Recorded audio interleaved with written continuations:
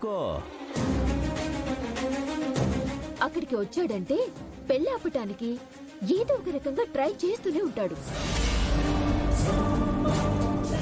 పొరపాటున ఆపినా ఆపొచ్చు. అదే గనక జరిగితే ఇప్పటిదాకా మనం పడ్డ కష్టం అంతా వృధా అయిపోతుంది. హల్వా రాజుతో మీరు కాంప్రమైజ్ అయి కూడా వేస్ట్ అయిపోతుంది.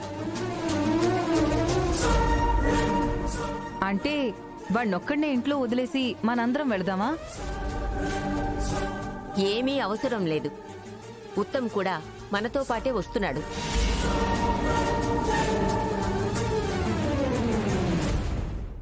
అదిగో ఉత్తమ్ వస్తున్నాడు.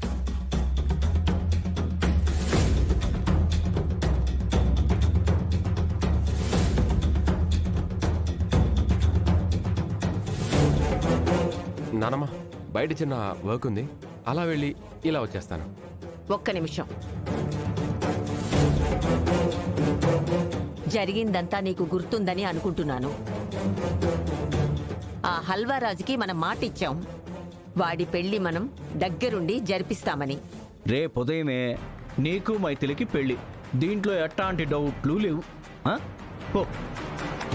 ఆ మాట మనం నిలబెట్టుకోవాలంటే మన ఫ్యామిలీ మొత్తం ఆ పెళ్లికి వెళ్ళాలి, దగ్గరుండి వాళ్ళ పెళ్లి జరిపించాలి. ఆ హల్వా రాజు మైథిలి మెడలో 3 ముళ్ళు వేస్తుంటే మనం అక్షంతలు వేసి ఆశీర్వదించాలి. అప్పుడే మనం ఇచ్చిన మాట నిలబెట్టుకున్న వాళ్ళం అవుతాము. అర్థమైందా? అర్థమైంది నానమ్మ. కాకపోతే ఒక హాఫ్ అన్ అవర్లో వచ్చేస్తాను. కావాలంటే డైరెక్ట్గా పెళ్లి దగ్గర జాయిన్ అవుతాను. కుదరదు. నువ్విప్పుడు బయటికి వెళ్తే జరగకూడదు ఏదైనా జరిగి మన వల్ల ఆ పెళ్ళి ఆగిపోతే ఇచ్చిన మాట తప్పిన వాళ్ళమవుతాం. జనాల ముందు తప్పుడు వాళ్ళలాగా తలదించుకొని నిలబడతాం. అలా జరగకూడదు అంటే మైథిలికి హల్వారాజుకి పెళ్ళయ్యేంత వరకు నువ్వు మాతో పాటుగానే ఉండాలి.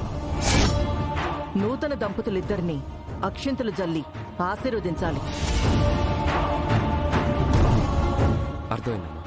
సులోచన, శుభప్రద, ఈ రోజు ఉత్తమ్ మనల్ని విడిచి ఎక్కడికి వెళ్లకుండా చూసుకునే బాధ్యత మీదే.